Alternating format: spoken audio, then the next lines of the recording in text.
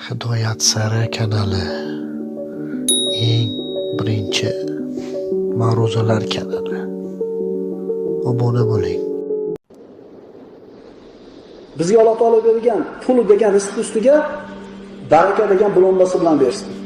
Chunki shu baraka degan bulombasi bo'lmaydigan bo'lsa, yetmayapti. Qarangda, 8 soat emas 10 soat ishlasam yetmayapti. Sen namozni o'qimaslik hisobiga 8 soat ishlayman deyapsan. Shu namozni o'qimay qo'ysam, ishim zo'r bo'ladi deyapsan.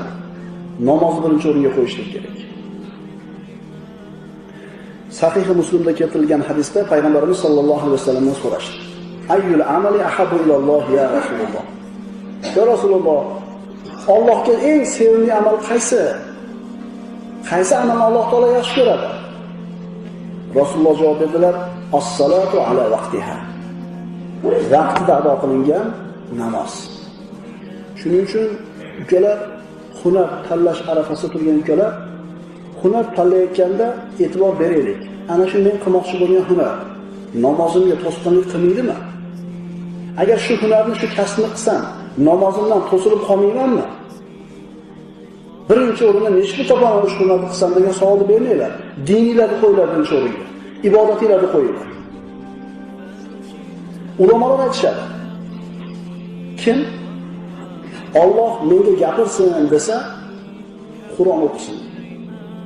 Qur'on o'qisak Alloh bizga gapiradi. Endi kim Allohga gapi bo'lsa, Allohga gapiradigan narsasi bo'lsa, namoz o'qisin deyshadi.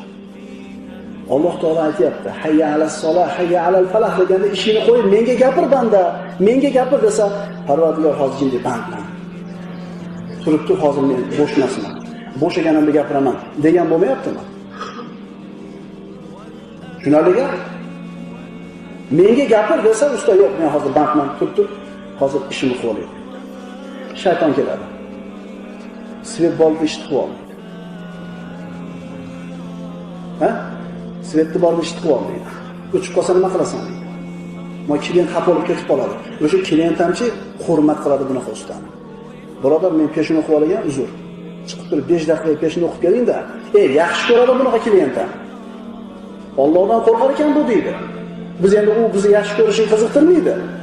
Agar klientdan tijorat bo'layotgan bo'lsak.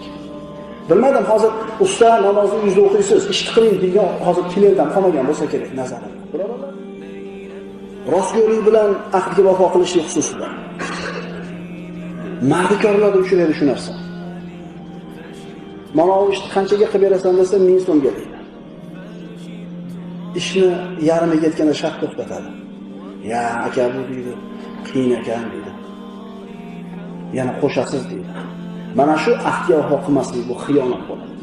Ayrim insofsiz taksilarda, kirakashlarda bo'ladi. Mashinasiga o'tkazib olib olgandan keyin kerak joyga endi monchadan berishasan deydi. Xususan ayollardan yoki zaiflardan shunday talab qiladi. Erkak kishi olsa boshqa bir uradi, o'sha ma'noda deydi. Mana shu ahdga vafo qilmaslik bo'ladi. Mana shu kishining topayotgan puli ham halol emas.